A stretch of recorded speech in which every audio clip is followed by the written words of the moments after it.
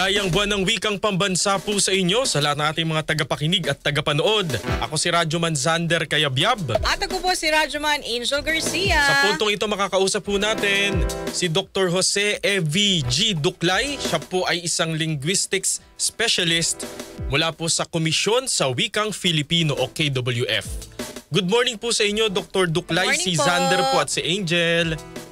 Magandang umaga din po sa inyo, Sir Sander, at saka Ma'am Angel, at saka sa inyo pong mga masugid po na mga taga-subaybay at tagapakinig ng inyong programa. Opo, Sir Evie, magandang umaga. Kasabay nga po ng buwan ng wikang pambansa, unti-unti na pong nakakalimutan ng kabataan ng mga wika ng kanilang mga ninuno. Ano po ba yung mga pangunahing dahilan kung bakit nga po unti-unti na yung nawawala yung mga katutubong wika dito po sa ating bansa? Naku, totoo po yung sitwasyon niyan, na yan, Ma'am Angel. Ano po?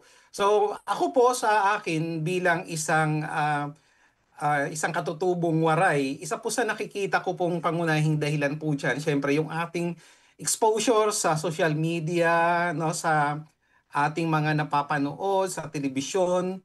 Ang impluwensya ng media ay higit po na mayroong implikasyon kung paano na unti-unti nating nakalilimutan yung ating mga katutubong wika, kasi mas exposed na tayo doon sa paggamit ng mga banyagang wika o kaya paggamit ng wika ng iba pang mga rehiyon. Kunyari po sa akin bilang isang katutubong waray, dahil sa aking exposure sa social media, sa panunood, sa telebisyon, unti-unti ako na-expose doon sa iba pang mga wika sa Pilipinas. Pero hindi po masyadong panganib, dahil ito ay nakadadagdag sa kaalaman ng mga kabataan. Pero kung ang isang bata ay hindi pa ganap na malay, hindi pa matured mag-isip, baka yun po ang maging isang dahilan ng pagkalimot doon sa kaniyang kinagis ng wika, pagkalimot doon sa mga salita, terminolohiya na dapat ay alam din natin. Hindi lang kung kailan natin kakailanganin pag-aaralan, doon lang natin dapat hahalongkatin, aalamin at itatanong sa ating kapwa mga Pilipino o sino man sa ating mga kababayan. Opo, kasi 'di ba inalis na rin po yung mandatory na pagtuturo at paggamit po ng mother tongue sa atin pong mga grade, I think kindergarten hanggang grade 3. K to 3. Ano ang masasabi niyo po rito? Sir Sander, Ma'am Angel, sa akin po, dahil mulat nga po ako sa sistema ng edukasyon sa probinsya, nagagamit pa rin naman po actually ang ating mga katutubong wika bilang auxiliary language doon sa pagtuturo ng ating mga guro. So hindi po ganap na nakaliligtaan yung ating mga katutubong wika. Katuwang pa rin naman natin ito sa pagkatuto, paglinang ng ating kaalaman at pag-develop ng skills ng isang estudyante. Lamang kapag ang isang estudyante ay nandito sa Maynila, syempre, dahil sa samot-saring mga implikasyon at saka impluwensya din, ay malamang makakalimutan nila yung kanilang katutubong wika.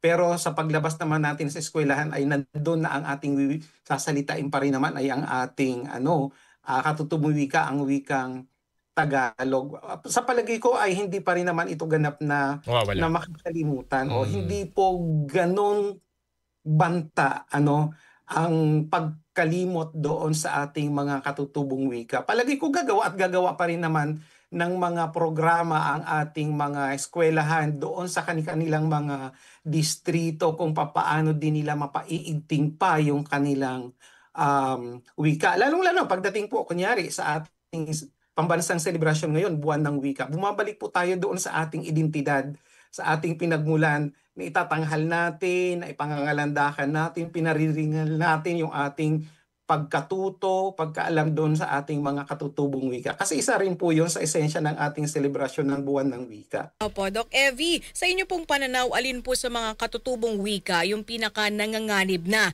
Kasi po dito po sa pag-aaral po ni Thomas Headland ng North Dakota Study Ed, meron daw pong 2 wika na sa bansa, yung zero speaker. Ano po yung mga wika pa natin na kailangan nating patugunan nang sa ganun hindi po to mawala or zero speaker po? Sa amin pong tala, Ma'am Angel, ay mayroon pong tinataya na 40 wikang nanganganib sa iba't ibang parte ng Pilipinas. 40 po, pangisipan na- 40, apat na po. Opo, Mhm. apat Dami. na po. Sir Ryan, opo, Sir Sander. Halimbawa po, sa Luzon, mayroon pong 22 nakatala batay sa pag-aaral na rin ng KWF na nanganganib na maglaho, mawala o mamatay. Samantalang pagdating po sa Visayas ay mayroon po tayong 10 na mga nanganganib na wika. Sa Mindanao naman ay mayroon po tayong 8 nanganganib na wika. So kung patuloy po na nababawasan ang mga tagapagsalita nito, ay ganun po ang posibilidad na mangyari kung hindi lang nanganganib ay tuluyang maglaho, mamatay, mawala yung isang katutubong wika. Siyempre marami pong mga mga implikasyon, maraming mga kaugnay na mga dahilan kung bakit nangyayari po ito. Kasi nung isang linggo, nasa Pangasinan po kami ng pamilya ko. Yung mga bata na wala pa naman pasok kasi Saturday, nagtatagalog sila. Pero yung mga tito-tita namin, mga Pangasinan, yung kanilang wika, sabi namin bakit yung mga bata hindi na nagpapangasinense? Tagalog na. Hindi na raw tinuturuan ng mga magulang. Kasi parang ang wika rin naman nila sa school, Sa school, Tagalog or Filipino. Totoo po yan, Sir Sander. Nangyayari po talaga yung ganun. Bukod sa kung mismong mga magulang ay hindi na nagsasalita, hindi itinuturo, nagagaya ng mga bata yung hindi paggamit ng katutubong wika ng kanilang mga magulang kahit saan man po sila naroon sa sulok ng Pilipinas. Parang ako nga po, yung pakiramdam ko noon nung wala pa ako sa KWF, Opo. medyo nahihiya po doon ako sa aking wika, sa aking katutubong wika, ang waray. Lalong-lalo na kunyari, nasa labas po ako, nasa sasakyan, nasa publiko. Magsasalita po ako pero medyo hindi ganun kalakas yung aking boses para hindi marinig yung aking wika. Pero ang isang dahilan po doon kasi ay kapag hindi po natin bukod sa hindi natin kilala yung identidad ng ating wika, hindi natin napahalagahan, hindi na ituro kung gaano kahalaga ang paggamit ng ating katutubong wika, medyo limitado din yung ating pagpapahalaga doon sa ating wika. Kaya dapat magsimula doon talaga sa ating mga magulang na ipamulat yung paggamit at kahalagahan ng kanilang katutubong wika. Hindi man siguro ganun katatas, kahit papano nandoon yung mga batayang salita na alam mo, medyo nakapagsasalita ka ng konti, nauunawaan mo, hindi ka man makapagsalita. Di ba po, Ma'am Angel? Napakahalaga po ng ganun. Oo. Sir, Doc Evie, paano po natin masasabi or konektado yung pagkawala ng wika sa pagkawala ng kultura or ng tradisyon ng isang grupo o isang pangkat po? Naku, napakagandang tanong po, Ma'am Angel, Sir Sander. Kasi po, ang wika at kultura ay magkaugnay po yan. No? Magkaugnay po. Kung wala na yung wika, unti-unting maglalaho yung kultura. Kasi ang nagpapatuloy naman at nagpapatuloy naman doon sa kultura ay mismong yung mga mamayan na nagsasalita nitong wika. So kung wala nang sasalita, hindi na maisasalin doon sa kasunod na henerasyon, kahit yung mga terminolohiya na katutubo doon sa isang pamayanan, doon sa isang wika, mawawala na rin yung kanilang kultura. Halimbawa na lamang yung mga oral na kultura ng isang pamayanang etniko. Sino pa po yung magsasali nito sa susunod na salilahi? Alam na batid po natin sa kultura nating mga Pilipino na mula sa ating mga katutubo, hindi po naman lahat ito na isulat. Yes. Yung pagpapasalin-salin, minsan pa ay oral lamang, kinakabisado. Kabisado. No? Lalo pa nung mga babaylan sa iba't ibang mga pangkating etniko. So kung hindi po yun nasulat, paano na lang kung wala nang magsasalita? So unti-unting kalilimutan, mawawala na. Opo. Wag ho kayo magagalit pero di ba ho ang wika po ay dynamic? Kumbaga po nagbabago ito through time, etc. Hindi tama po, Sir Sander. Hindi po ba na kaya po na para ang isang wika po ay naturally namamatay din? Kung talaga pong wala nang magsasalita, hindi na naisalin, parang pipilitin pa ba nating buhayin ulit o parang isasalba pa ba natin o hahayaan na lang po natin na mamatay ito kasi nga wala naman nang nagsasalita. Yun pong ganong point of view po, Dr. Duklay. Ako, napakagandang din po argument po ito, pero magandang pag-usapan no Sir Sander, Ma'am Angel, kasi ito ay kumbaga katumbas din ng pagkawala talaga ng isang kultura, ng isang pamayanan, ng isang wika. Pero kung naroon nga yung pagpapahalaga, talagang dapat ay mayroong ginagawang paraan ang mga katutubong pamayanan para mapanatili nila yung kanilang wika. Tama po na dinamay ko ang wika at patuloy po natin itong pinauunlad. Pero yung patuloy na pagpapaunlad sana ng wika ay hindi kaakibat yung paglaho nito kasi kakalimutan na natin yung ating wika. Kaya nga po, ang Komisyon sa Wikang Filipino ay sinimulan yung tinatawag po naming programang Language Nest, yung Bahay Wika. Sinimulan natin ito doon sa Abukay, Bataan, sa Wikang Aita, Magbukon, sapagkat iilan na lamang po talaga yung pamilya na nagsasalita nung wika. Wika nila. So, dahil nasa paligid po ito ng mga pamayanan na nagsasalita ng Tagalog, pagka lumalabas po sila sa kanilang komunidad, nagtatagalog na rin po sila. Pero dahil doon sa pangyayaring yun, nandoon sa panganib na makalimutan na nila, hindi na rin nila ituro. At isa pang paraan na mapreserba yung ating mga katutubong wika, yun na yung mga ginagawa nating mga pag-aaral, pananaliksik na idodokumento natin yung kanilang wika, yung kanilang kultura, yung kanilang mga tradisyon, paniniwala, yung kanilang mga literatura. No, isa pa po yun. Pero kung nauunawaan po ng isang komunidad, sila mismo ay mayroong kumbaga pananagutan kung paano mapananatili yung kanilang wika habang ginayakap natin yung kultura ng mga pamayanan sa ating paligid, pero naroon pa rin mas lalo yung ating pagyakap at pagpapahalaga sa ating sariling kinagisnang wika. Parang po no, Doc, parang kailangan na pong pumasok ng NGO at ng pamahalaan. Kasi kung sila-sila lang po dun sa pamayanan, baka alam niyo po yun, wala naman na nagsasalita, hayaan na natin. Hayaan na natin. Totoo po yung inyong obserbasyon, Sir Sander, Ma'am Angel. Kaya nga po halimbawa doon sa Abukay, Bataan, mismo po ang LGU po ng Bataan ay mayroon po silang taguyod din doon sa ating programang Bahay Wika. So naroon na pumasok na rin yung ating LGU na mayroon silang ipinoprovide na mga livelihood program para hindi na lumalabas talaga ng komunidad, lumalayo itong ating mga kababayan upang mapangalagaan nila yung kanilang kultura, naroon pa rin na sasalitain nila araw-araw yung kanilang wika kasi nandun lang naman sila sa kanilang komunidad. Mahalaga na maunawaan din po talaga ng ating pamahalaan kung ano din po yung kanilang gampanin na ipoprovide doon sa ating mga kababayan. Sa kabilang banda, Doc Evie, yung iba ng mga kababayan natin sinasabi na parang problema ito, language barrier. Halimbawa, doon natuto siya nung kanyang mother tongue na ilipat ngayon. Kasi yung tatay niya, halimbawa, sa private school. Sundalo. Akala ko sa private school. Nailipat sila partner or private school ng ibang eskwelahan. Hindi niya ngayon maintindihan yung turo ng kanyang mga guro at ng kanyang mga kaklase. Baka naman daw po mabuli.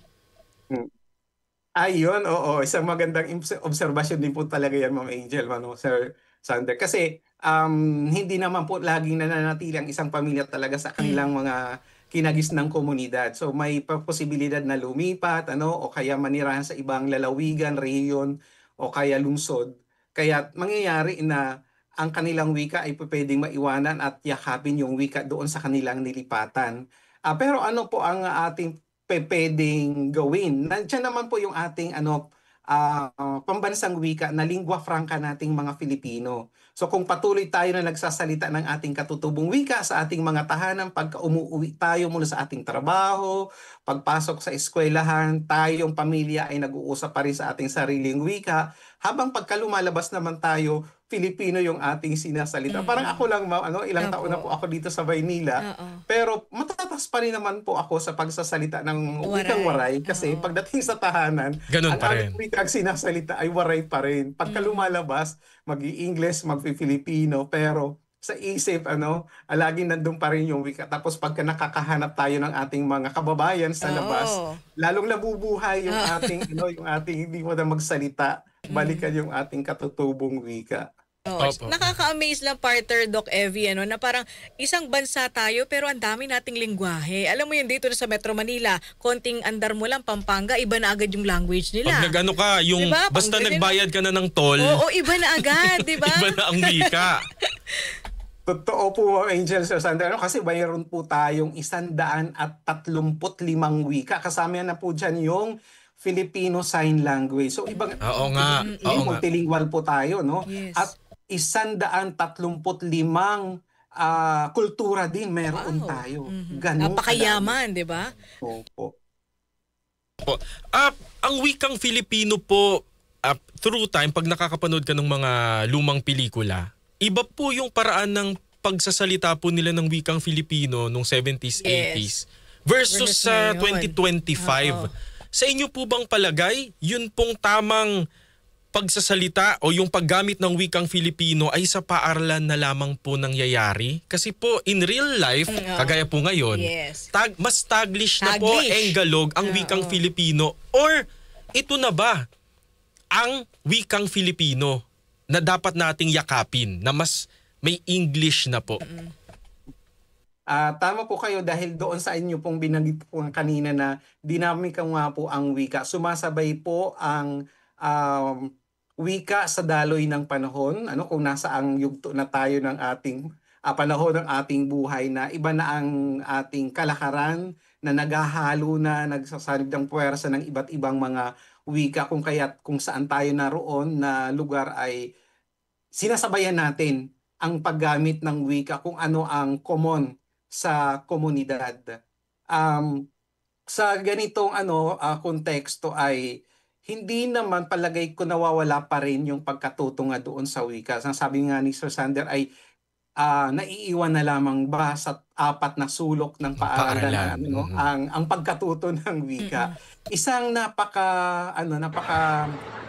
tawag dito, isang magandang pwede nating tingnan ang gulo sa pagkatuto pa rin ng wika na mapanatili pa rin natin ito. Katulad kapag tayo ay isang profesional na, nagtatrabaho na, hindi nawawala sa atin yung pagdalo ng iba't ibang mga pagsasanay, mga komperensya, mga seminar. So bumabalik sa atin yung ang pagkatuto at pagpapahalaga pa rin sa ating wika. At sa pamamagitan siyempre ng mga bagong henerasyon na sila ay nahuhumaling na rin naman po sa pagsusulat. Marami tayong mga isinusulong na mga workshop para sa kabataan. Marami tayong mga timpalak na isinusulong din, katulad din ng ginagawa ng Komisyon sa Wikang Filipino upang itong ating bagong henerasyon ay patuloy po sila na na-expose pa rin, nagiging malay pa rin sa paggamit ng ating wika. Kasi naroon pa rin po na binabalikan nila sa pamagitan ng mga saliksik, kung paano ang paggamit ng mga salita, paano magsalita ang mga katutubo nating mga Filipino sa ganitong yugto ng panahon. No? Yun ay dahil doon sa mga saliksik din na meron tayo. Opo, lumabas din po dun sa yung exam, yung international exam ng PISA, na yun daw po mga English speakers na mga bata, yung pinalaki sa bahay na medyo, don't do that, ganyan, you don't go out, ganyan, palaki ng mga magulang. Medyo, hindi yun, kulelat daw po sa exam. Totoo po, sir, kasi minsan naman talaga kung ano ang wika sa bahay, bumabalik po kasi talaga tayo sa eskwelahan. Parang nagiging artificial yung pagkatuto talaga ng wika. Kasi sa paaralan, ituturo sa atin ang Filipino, pero paglabas ng paaralan, kung ano ang kinagis ng wika, yun English. ang gagamitin. Pagdating sa tahanan, mas lalo naman yun ang gagamitin. Kung ang isang bata ay mulat na dun sa kanyang pamilya na ang ginagamit na wika ay English o banyagang wika. So artificial na lang yung halos pagkatuto niya doon sa wikang Filipino o alinman sa mga katutubong wika. Kasi babalikan at babalikan po niya yung kanyang kinagis ng wika dahil doon siya mas matatas, doon siya komportable magsalita, mag-isip, mangusap. Ganun po ang mga posibleng talagang makita natin sa ating paligid. Opo. At yun hong inyong background, nasa likod po ninyo, paglinang sa Filipino at katutubong wika, makasaysayan. Sa pagkakaisa ng bansa. Opo. Ano ho yung mga aktibidad na inilatag po ng komisyon sa... I understand may mga tapos na po no, na mga patimpalak. Ano pa ho yung mga nakalatag sa atin pong kalendaryo at nasa inyo po ang pagkakataon para mag-imbita po sa ating mga kababayan? Maraming salamat po Sir Sander at saka Mama Angel. Okay, patuloy po yung ating pag-aanyaya sa ating mga kababayan na lumahok po sa ating iba pang mga gawain. Katulad po ng ating serye ng webinar na nasimulan na po noong 5 ng Agosto, pero mayroon pa po tayong na 3 webinar na mangyayari sa susunod na mga araw. No? Tuwing Martes po ito, mayroon po tayong webinar na nangyayari tuwing ika-10 hanggang ika-12 ng tanghali. So subaybayan lang po nila sa aming Facebook page yung ating pabatid. Hinggil doon kasi nandun yung Zoom link. Pwede po silang makadalo. Lamang ay limitado yung ating participant doon sa ating Zoom. Pero pwede pa rin po nilang subaybayan sa live streaming po ng Facebook page ng Komisyon sa Wikang Filipino. Bukod pa po sa ating serye ng webinar, mayroon din po kasi kaming mga sentro ng wika at kultura na magsasagawa po sila ng kani-kanilang mga aktibidad sa kani-kanilang mga universidad. Yung tinatawag po naming tertulyang pangwika. Pero iba-iba po ito. Mayroong mga komperensya, mayroong presentasyon ng mga saliksik, mayroong pong mga timpalak. No? Bukod pa po dun dahil sa ito ay iba-ibang petsa pero buong Agosto po yung kanilang pagsasagawa ng aktibidad. Mayroon din po tayong lunsad aklat sa ika-28 ng Agosto. Tutunghayan na lang po nila yung pabatid at paanyaya pero gagawin po namin ito sa aming gusali sa Watson pa rin po para matunghayan po nila at makakuha siguro sila ng bagong kopya ng mga aklat kung hindi man mayroong limitadong komplementaryong sipi ng mga bagong lunsad na aklat. At sa ika-19 po ng Agosto, ito ay tapat din po sa araw ng pagdiriwang natin ng kaarawan ni dating Pangulong Manuel Wes. Quezon. Quezon ay gaganapin po natin yung parangal doon sa mga nagwagi, sa mga timpalak po namin. Opo. So yun po yung mga kabuuan, Sir Sander, ng ating mga gawain, Ma'am Angel, para sa buwan ng wika. Opo. Nasa Facebook po yan ng KWF, sir? Opo, sir. Opo, oo. Posted po ang mga anunsyo po tungkol dito. Opo. Okay, with that, Dr. Jose Evie Duclay, maraming Thank you, salamat sir, ha? po Maraming salamat sa inyong po. oras na panahon. Huwag po kayong magsasawa. Maraming salamat din po sa inyong programa, Sir Sander, Ma'am Angel. Si Dr. Jose